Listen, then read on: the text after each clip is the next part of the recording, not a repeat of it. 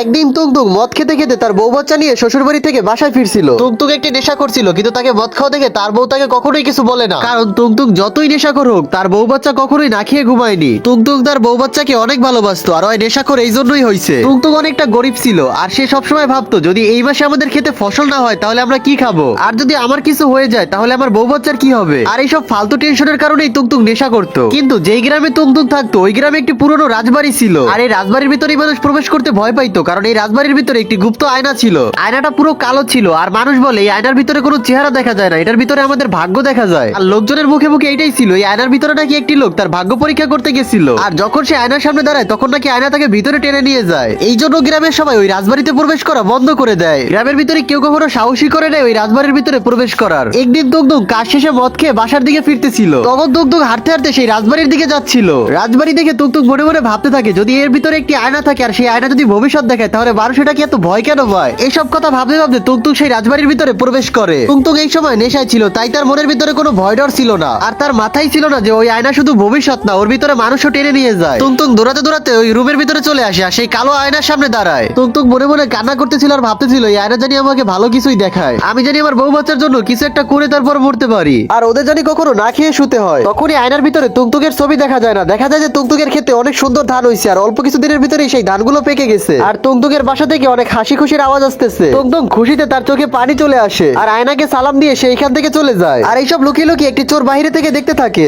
আর চোরটি মনে মনে ভাবে যে গ্রামের লোক এইসব ফাও কথা বলছে, এই আয়নার ভিতরে তো ভালো কিছু দেখায়, আমিও আমার ভবিষ্যতে এই আয়নার ভিতরে দেখবো। গ্রামের মানুষ তার নিজের স্বার্থে এটাকে ব্যবহার করতো, আর আমাদেরকে বলতো যে এর ভিতরে নাকি মানুষ নিয়ে যায়। এইসব কথা বলে চোরটি সেই আয়নার সামনে দাঁড়ায়, আর চোরটি আয়নার সামনে বলে আমি ব্যাংক লুট করবো, সবার ঘর আমি চুরি করবো, আর আমি অনেক বড় কোটিপতি হব, সবাই আমাকে সম্মান করবে। তার আগে বন্ধুরা অনেক কষ্ট করে ভিডিও বানাই, তোমরা ভিডিওতে একটা লাইক দিয়ে চ্যানেলটাকে সাবস্ক্রাইব করে দাও। লাইক সাবস্ক্রাইব করলে তো তোমাদের হাতে ব্যথা হবে না, উল্টা আমার ভিডিও বানানোর আগ্রহটা আরো দ্বিগুণ বেড়ে যাবে। যখন চোরটার এইসব কথা বলা শেষ হয় তখন সে আয়নার ভিতরে দেখতে পায় সে একটি লকআপে বন্দী। এটা থেকে চোর অনেকটা রাগান্বিত হয়ে যায়, আর বলে এই আয়না সব মিথ্যা জিনিস দেখায়, আমি এটাকে এখনই ভেঙে ফেলবো। তখনই চোরটা হাতে একটা হাতুড়ি নিয়ে সেই আয়নাটাকে ভাগার চেষ্টা করে, আর আয়নাটায় অনেক জোরে কাঁপতে থাকে, এমনকি সেই চোরটাকে ভিতরে টেনে নিয়ে যায়। তো বন্ধুরা ভবিষ্যৎ দেখার জন্য কোনো জাদুর আয়নার প্রয়োজন হয় না, সত্য হলো এইটাই, মানুষের কর্মই তার ভবিষ্যৎ। যদি ভিডিওটা একটু ভালো লাগে তাহলে অবশ্যই কষ্ট করে চ্যানেলটাকে সাবস্ক্রাইব করে দিও।